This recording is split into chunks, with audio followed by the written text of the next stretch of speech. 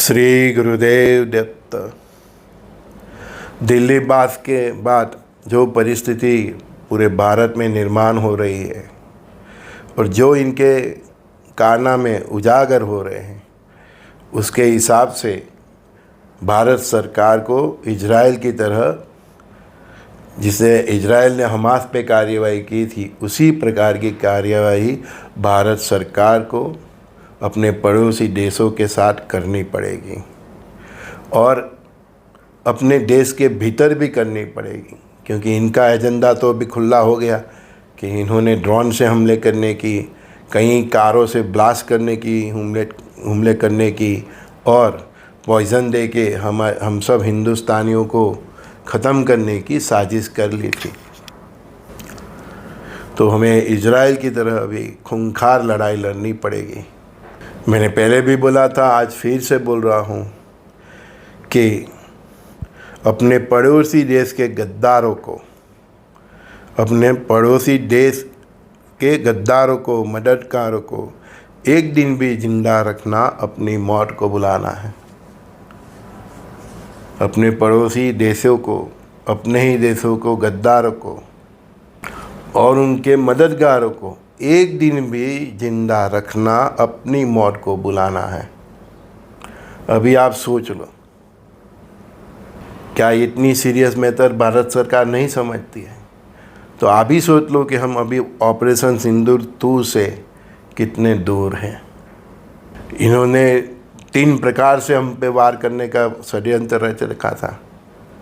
आप चलते फिरते होंगे, कहीं पे जॉब पे जाते होंगे, आप मार्केट पे शॉपिंग करते होंगे, हैं, आप रात को सोए हुए होंगे, वहीं पे अचानक एक ड्रोन आएगा, बॉम्ब गिराएगा, सब ब्लास्ट।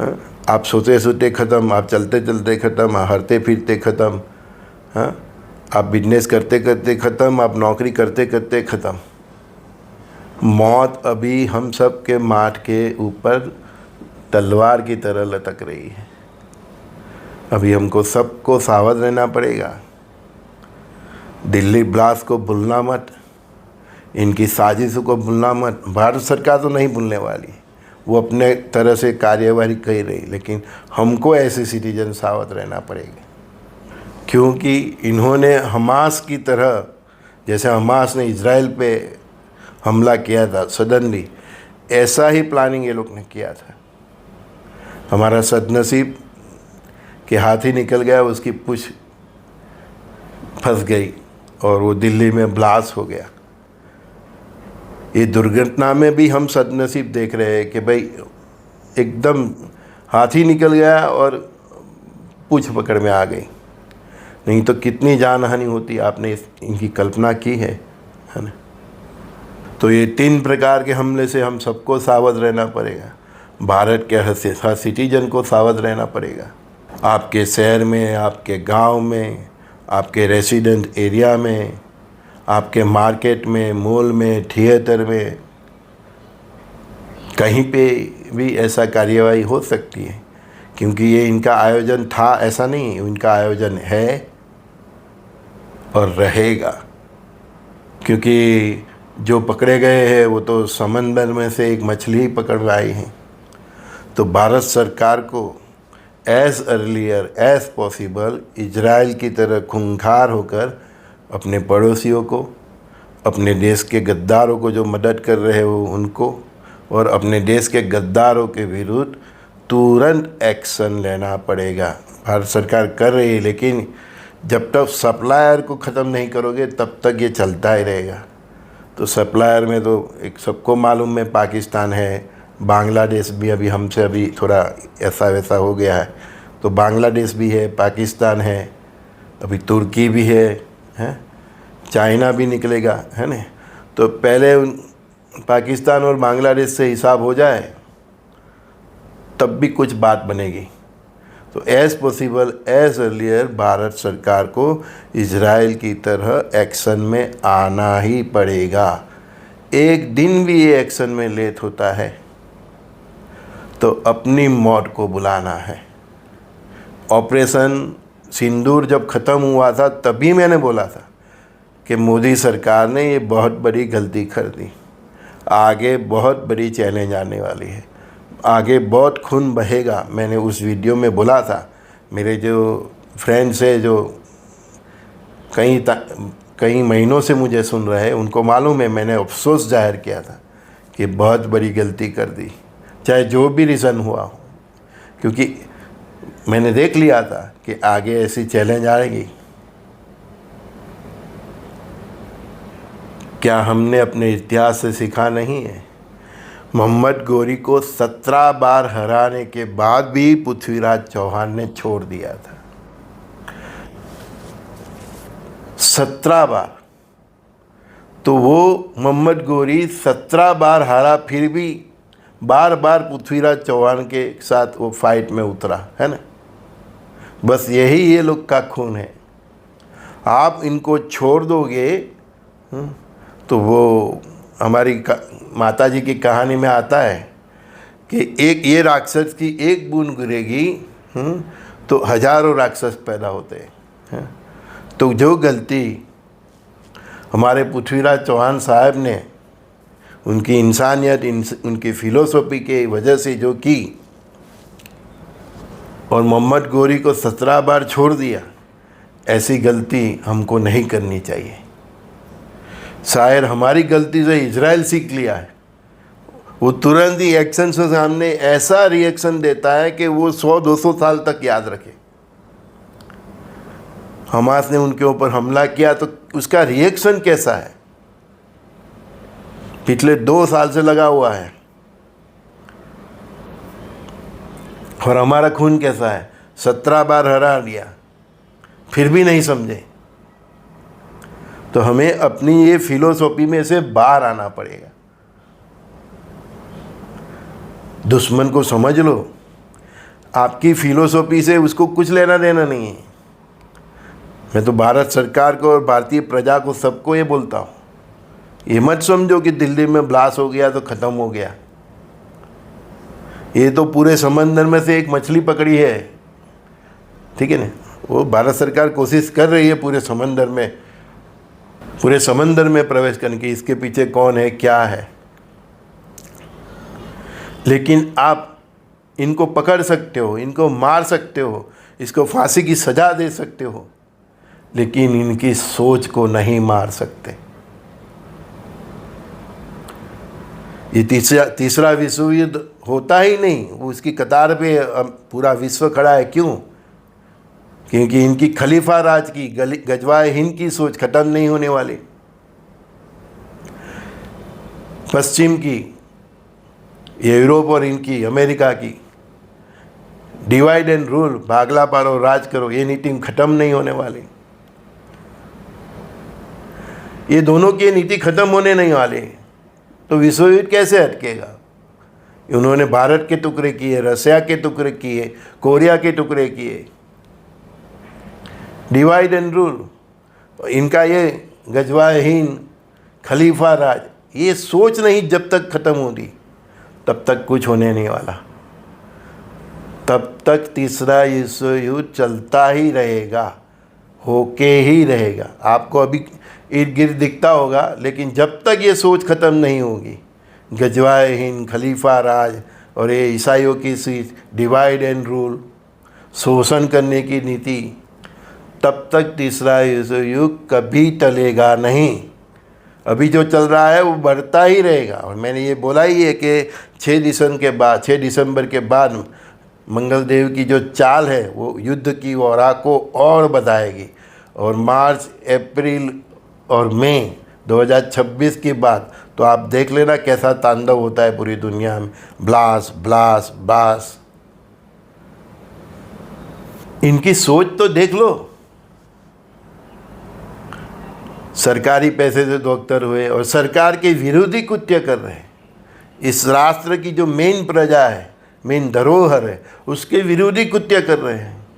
5 लाख का पगारदार आदमी डॉक्टर भी 1500 रुपये के मकान में भाड़े से किराए पे रह के यही कृत्य कर रहा है। हम लोग इसीलिए बोलते हैं कि एजुकेशन से नहीं, संस्कार से आदमी में बदलाव आता है। आप लोग जो पढ़ा लिखा इनका कोई मतलब नहीं। गांव का गंवार भी संस्कार होना चाहिए, तो वो इनसे अच्छा होता है। इसलिए हम बोलते हैं ना गांव वाले भोले भाले, क्यों? क्योंकि उनके संस्कार अच्छे होते हैं। और शहर के लोग बड़े बड़े पढ़े लिखे होते हैं, वो क्या कितना बी प्रैक्टिकल है, आपका कब बूच मार जाए आपको मालूम नहीं। मिलने आता है तो उसके कोई स्वार्थ से ही आता है। तो पढ़ाई लिखाई से कुछ नहीं होता। पढ़ा लिखा इंसान और ज़्यादा कुशलता से कावा दावा करता है, उसकी रणनीति बनाता है। वो हमने देख लिया दिल्ली ब्लास्ट में कितने पढ़े लिखे डॉक्टर शामिल हैं। और इनकी एकता भी देख लो, है उनके ही मोहल्ले में 1500 रुपये के किराए पर अगर कोई बड़ा डॉक्टर जिसका 5 लाख पगार हो, आमदनी हो, वो रह रहा हो, उसके यहाँ रात को बड़ी बड़ी गाड़ियाँ आती हो, रहस्यमय प्रवृत्ति होती हो, किसी ने भी इर्द गिर्द से सरकार को बताया, पुलिस को बताया? हाँ, मैंने बोला नहीं, इन्होंने कोई रैली निकाली? पूरा इस्लाम जो है सब बोलते हैं कि ये लोग स्टेटमेंट देते हैं कि सब मुसलमान ऐसे नहीं होते। ठीक है, नहीं होते, हम भी एक्सेप्ट करते हैं, लेकिन हर आतंकवादी मुसलमान ही क्यों होता है? तो इनके पास कोई जवाब नहीं है। मैं इसलिए बोल रहा हूँ, ये सोच की लड़ाई है। जब तक ये सोच नहीं मरेगी, दुनिया में शांति नहीं होने वाली। और ये सोच थर्ड वर्ल्ड वॉर कंप्लीट होगा ना, उसके बाद ही ख़त्म होगी। मैंने बोला है कि न रहेगा ईसा और न रहेगा मूसा, क्योंकि ये दोनों कौम की सोच ही ख़त्म नहीं होने वाली। एक का डिवाइड एंड रूल है, दूसरे का ये है गजवाए हिंद और खलीफा राज। ये सोच ही नहीं ख़त्म होगी तो शांति कहाँ से आएगी? पॉसिबल ही नहीं। जिस दिन ये सोच ख़त्म हो जाए, थर्ड वर्ल्ड वॉर उसके अंतिम चरण में एंट्री मार ले, उसके पहले भी सोच खत्म हो जाए, तब भी शांति हो जाए, तब भी कई प्रजा बच जाए। बाकी भूल जाओ, ये 900 करोड़ में से कितने सर्वाइव करेंगे, क्योंकि ये सोच सिविल वॉर कराएगी। भारत में ये स्टार्ट हो गया है, सिविल वॉर ही है, या आपके विरुद्ध वॉर ही है। उन्होंने तो आपके ऊपर अस्त्र छोड़ दिया, दिल्ली ब्लास्ट करके बता दिया, वो पकड़ गए। भगवान की कृपा, हम जिसको भी मानते हैं, राम कृष्ण शंकर हनुमान श्री गुरुदेव दत्तात्रेय भगवान ने हमारी आँख खोल दी है कि देखो तुम्हारे विरुद्ध क्या हो रहा है। अभी आगे भी हम नहीं जागे इससे सबक लेके, तो फिर परमात्मा क्या करेगा बताओ आप? भगवान ने एक बार कृपा कर ली ने, जिसको भी मानते हो, हम यीशु को मानते हो, अल्लाह को मानते हो, राम कृष्ण शंकर हनुमान श्री गुरुदेव दत्तात्रेय भगवान महावीर बुद्ध, जिसको भी मानते हो, उन्होंने तो कृपा कर दी। और तुम्हारे विरुद्ध क्या षड्यंत्र तुम्हारे देश में चल रहा है वो तो तुमको दिखा दिया।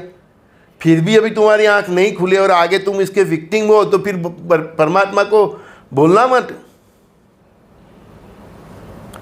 कि मैंने इतनी भक्ति की, ये की, हवन किया, एकांत किया, फिर भी आपने मुझे नहीं बताया। हमारे गुरु महाराज भी बोलते हैं कि जब युद्ध जैसी परिस्थिति हो और जो माला पकड़ के बैठा रहे हैं ना, वो सबसे बड़ा राष्ट्रद्रोही है, वो कायर है। भगवान ने तो आपकी आंख खोल दी है, पूरा हाथी निकल गया, पूंछ पकड़ में आ गई, वहाँ से आपकी आंख खोल दी है। यहीं से हम सभी भारतीयों को, भारत सरकार तो बहुत अच्छी है, वो अच्छा काम कर रहे हैं कि हाथी निकल गया, हाथी को मतलब पकड़ लिया, पूंछ रह गई। लेकिन ये तो वार्निंग है ना, ये तो परमात्मा ने हमको सिग्नल दे दिया कि देखो बच्चे मेरे, तुम्हारे विरुद्ध क्या क्या हो रहे हैं। फिर भी आप बोलोगे भगवान करेगा, भगवान करेगा। भगवान ने तो कर दिया, आपको बचाने के लिए आपकी आंखें खोल दी। और क्या कर सकता है भगवान? आपके लिए वो तलवार लेके भी निकल पड़े हैं, सब कुछ वही करे। कई लोग तो स्टेटमेंट लगते हैं कमेंट में, वो मौत आती है तो आती ही है रे। मौत नहीं है ये अकाल मृत्यु का षड्यंत्र है। आप आपकी पूर्ण आयु पूर्ण करो, उसको मौत बोलती है। आप आपकी पूर्ण आयु पूर्ण करो, वो मौत होती है। लेकिन आप चलते चलते तब ऐसे ब्लास्ट का शिकार हो जाओ, घूमते घूमते आप सोते, वो अकाल मृत्यु है, मौत नहीं है। आप इनकी सोच दो, देखो पूरा कश्मीर में पंडितों को साफ कर दिया, तब भी कोई भारत का मुसलमान ने रैली निकाली थी उस टाइम की गवर्नमेंट के सामने कि गलत हो रहा है? अभी इतना होने के बाद भी निकाली? बॉम्बे ब्लास्ट हो या कुछ भी, किसने निकाली रैली? अपने मोहल्ले में 5 लाख का पगारदार 1500 रुपये खोली में रह रहा था, उसकी सब एक्टिविटी रहस्यमयी थी, फिर भी तो सरकार को नहीं बताया क्योंकि अपने वाला था। आपके अड़ोस पड़ोस में ऐसे लोग रह रहे हैं तो बी केयरफुल। जब वक्त आएगा तब ये सब एक हो जाएंगे, आप अकेले पड़ जाओगे। एक साथ थाली में बैठ के खाना खाया होगा तो भी वो आपका नहीं होगा। हमने ये सब देख लिया है, क्योंकि इनकी सोच ही ऐसी है। और ये सोच नहीं मरेगी तब तक ये कुछ बदलाव नहीं होने वाला। वहाँ तक तो कितने सनातनी हो शिकार हो जाओगे। ये सोच को जड़ मूल से ख़त्म करने की ज़रूरत है, और मुझे नहीं लगता कि विश्व का कोई नेता ये कर पाए। ये परमात्मा जो अवतारी पुरुष है वो ही करेंगे, क्योंकि हम सनातनी है तो कुंभकर्ण की नींद से सोए हुए हो। आज भी कोई लोग कमेंट करेंगे कि क्या आपने कुछ नया तो बताया नहीं। हाँ, मैं कुछ नया तो बताता ही नहीं भैया, सबको मालूम है, फिर भी क्यों बेफिक्र है? फिर हो जाता है तो गवर्नमेंट उसकी सिक्योरिटी उसको कोसते हैं। 150 करोड़ लोग के पीछे एक आदमी के पीछे एक पुलिस लगा दे, क्या पॉसिबल है क्या? दुनिया के कई देश की पॉपुलेशन होती है तब हमारा भारत बनता है। हमारा एक स्टेट एक देश जैसा है। अमेरिका की जितनी बस्ती है उतना तो हमारा कम से कम उत्तर प्रदेश ही है।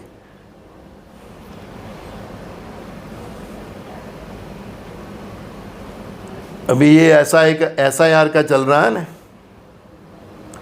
ये जब बंगाल में और ये सब जितने भी जगह है रोहिंग्या को अपनी वोट बैंक के चक्कर में जो भी किया है, अभी SIR चलेगा तो वो सब भाग रहे हैं, ऐसा न्यूज़ में आ रहा है। तो बंगाल से भाग रहे, कहाँ जा रहे हैं? वो बांग्लादेश जाने वाले नहीं हैं, वो भारत के ही जितने राज्य है जहाँ उनको पनाह मिल सकती है वहाँ जाएंगे। और वो लोग क्या करेंगे? वो भी अपने अस्तित्व के लिए हम पे ही वार करेंगे। 1 करोड़ 2 करोड़ जितने भी बंगाल में घुसे हैं, जुड़े जुड़े हमारे स्टेट में घुसे हैं, वो हमारे साथ क्या करने वाले हैं वो आप सोचो।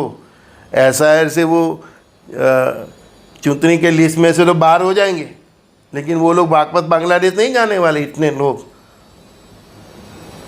और उनको मतलब वो लोग और ये जो दिल्ली ब्लास्ट में बुद्धिजीवी पकड़े गए वो दोनों एक हो गए तो वो क्या करेंगे अपने विरुद्ध? वो भी तो आप सोचो। पुलिस कहाँ तक पहुँचेगी। इसीलिए मैंने आगे भी बोला था कि पुलिस को AK-47 देने पड़ेगी, ऐसी नौबत आ जाएगी। एक लाठी से कुछ नहीं कर पाएंगे। करोड़ों है घुसे हुए हमारे यहाँ। ऐसे ही जो दिल्ली ब्लास्ट वाला ऐसे कुछ अस्त्र शस्त्र इनको दे दिए, पॉइजन दे दिया। वो लोग तो ऐसे भी फल सब्जी ज़्यादा बेचते हैं ना, पॉइजन दे दिया है, कुछ छोटे छोटे हथियार दे दिए। ये लोग बांग्लादेश जाने वाले नहीं हैं। उधर है क्या कि वो लोग जाएंगे? उधर तो अभी सिविल वॉर की परिस्थिति आ गई है, यहीं मरेंगे वो लोग। हमको मार के मरने की बस, समझ गया आप? मैं तो भैया जो दिखता है, इसीलिए तो इसको संजय दृष्टि बोलते हैं ना, जो दिखता है वो बता रहा हूँ, यही होगा। ये जो दिल्ली ब्लास्ट में जो पकड़े गए वो उनकी जो पूरी चैनल है वो, और ये रोहिंग्या, ये दोनों मिलके इंडिया में क्या तांडव मचाएंगे वो सोच लो आप। मेरे तो बहुत भयंकर परिस्थिति दिख रही है। और वो वही परिस्थिति मैं जो बोल रहा था ना, भारत सिविल वॉर में ढकेला जाएगा। बहुत खूंखार जंग होने वाली है हमारे भीतर भी, जितनी सरहद पे होगी। आप ये रोहिंग्या और ये दोनों मिलके क्या आगे उत्पात मचाएंगे, भारत सरकार को तो समझ में आ गया होगा। ऑफिशियली स्टेटमेंट सरकार नहीं देती, हमको और आपको समझना पड़ेगा। सब न्यूज़ में आता है, सब आपके सामने है। कोई हमारे यहाँ तो कोई रिस्ट्रिक्शन है नहीं न्यूज़ चैनलों की, सब आपके सामने है। मैं इसीलिए बार बार बोलता हूँ कि हर दिन कम से कम एक बार न्यूज़ ज़रूर देखो, नेशनल चैनल ज़रूर देखो। आपको पता होना चाहिए कि आपके देश में क्या हो रहा है, और हम जैसे को भी एक दिन ज़रूर सुनो। हाँ, मैं मानता हूँ कि आज ये सुनने वाले कहीं को ये सब मालूम होगा, लेकिन हमको भी उनके लिए आना पड़ता है जो बहुत भोले भाले हैं, है ना। और आपको ऐसा लगे तो आज का संवाद अपने ऐसे दोस्तों को भेजना जो बहुत भोले भाले हैं और अपने जीवन में बिंदास जी रहे हैं। अब हमको तलवार की धार पे चलने के दिन स्टार्ट हो गए हैं। We all are in war, internal और एक्सटर्नल दोनों। अभी हम सब वॉर में ठोक दिए गए हैं। हमको अब आंतरिक युद्ध भी झेलना पड़ेगा और सरहद पे युद्ध भी झेलना पड़ेगा, है ना। आप दिन गिनते रहो। 2032 तक मैंने बोला ही है, अग्निपथ अग्निपथ अग्निपथ। तो भारत का अग्निपथ स्टार्ट हो गया है। दिल्ली ब्लास्ट से उसने सब दरवाजे खोल दिए हैं। भगवान ने आपको सब बता दिया है कि आपके विरुद्ध क्या क्या षड्यंत्र हो रहा है। अब आप नहीं जागो और सोते रहो तो परमात्मा क्या करेंगे, फिर उसको दोष मत देना। श्री गुरुदेव दत्त। संजय बॉडीवाला का, संजय दस्ती का सभी दोस्तों को प्रणाम, है ना। God bless you all.